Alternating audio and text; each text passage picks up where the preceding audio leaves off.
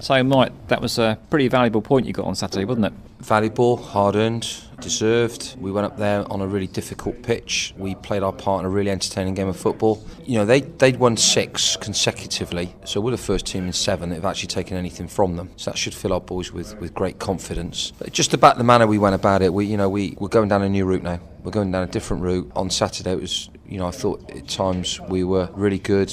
We've only been working on it for 10 days. Lads have bought into it, was great. But, we get the equaliser in whatever minute it was, and then Chris Wilmot could win it for us with the last kick of the game from a header. Probably on the balance of the game, a draw for me was a fair result. I'm sure if you speak to their manager, you'll think they should have won. But we deserved it. We played with control. We were looking forward to getting the football.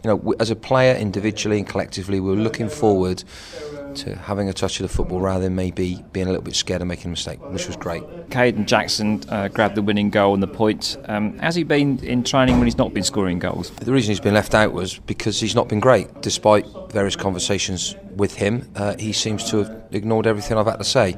So I've left him on the bench, and he comes off the bench. He could have scored a hat-trick. He was a threat. He worked hard. That's the first time I've seen it in 3 weeks, and I think it's really disappointing that I had to leave him out to get that out of him.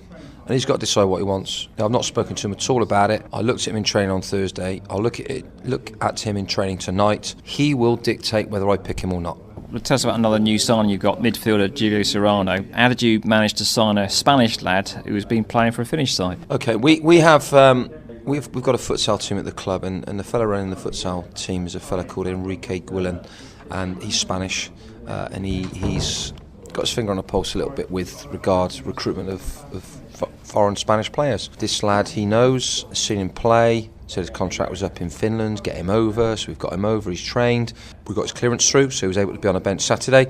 Technically he's nice, tactically he's good, he understands the role that we want our midfield players to play. We'll have to see. It's a big ask for him to get in a team because I've got some good midfield players. We'll see what he can bring to the party. He'll have an opportunity, and again, a bit like Jackson, it'd be up to him whether I pick him or not.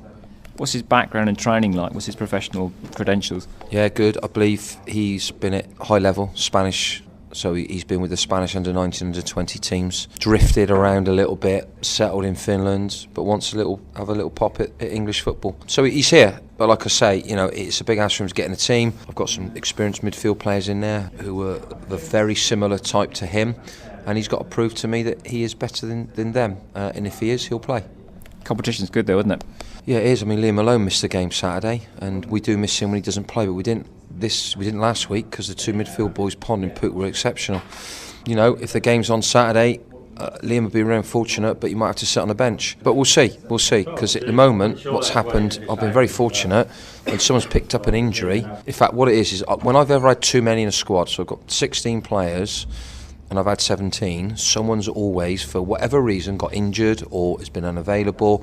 So I've never actually had to leave anyone out of the squad. That might happen shortly. I have got a really good squad, and I'm really excited about the next half season, what we can achieve. Priority is to stay in the division, but I think we can be better than that. Talking about injuries then, Frankos was back in goal on Saturday with Scott injured.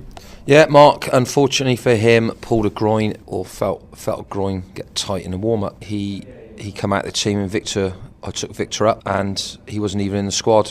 He warmed up with Scotty. He was making saves from the forwards at the end of the warm-up, and I just pulled him and said, look, you're going to have to play. And he did great. He made some really good saves. He's really good with his feet. We go back and use our keeper quite often now, and he's really good with his feet, and he did great. And again, it's a big decision for me to make on who to play. Well, speaking of injuries, how's Bash coming along?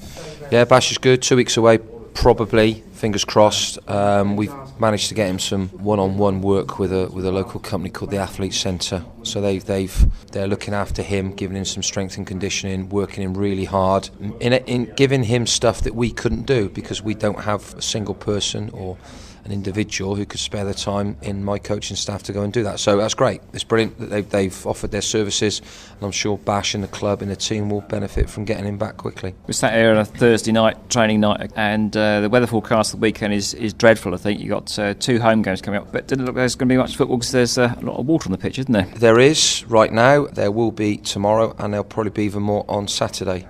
What you can do the players in? Well, we'll prepare for the game because it'd be remiss not to. Because if we decided it was off now and for some unknown reason we had a heat wave tomorrow and the pitch dried up, game beyond. So we prepare for the game. I've made contingency plans for us to be in on Saturday, and we will prepare for North Ferriby on Saturday.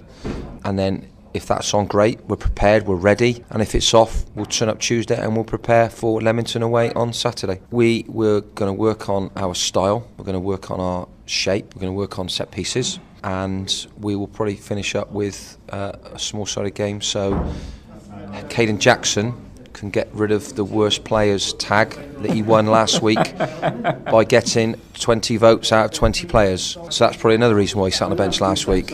So what we do is we have a game, the losing team, we pick a player from that team who then is the worst player, has to wear a fluorescent, and it is a really bright fluorescent goalkeeper's jersey, and you stick out like a sore thumb. So anybody walking in the ground will go, oh, he was the worst player in training last night. So we'll see who gets it tonight. Cruel but effective.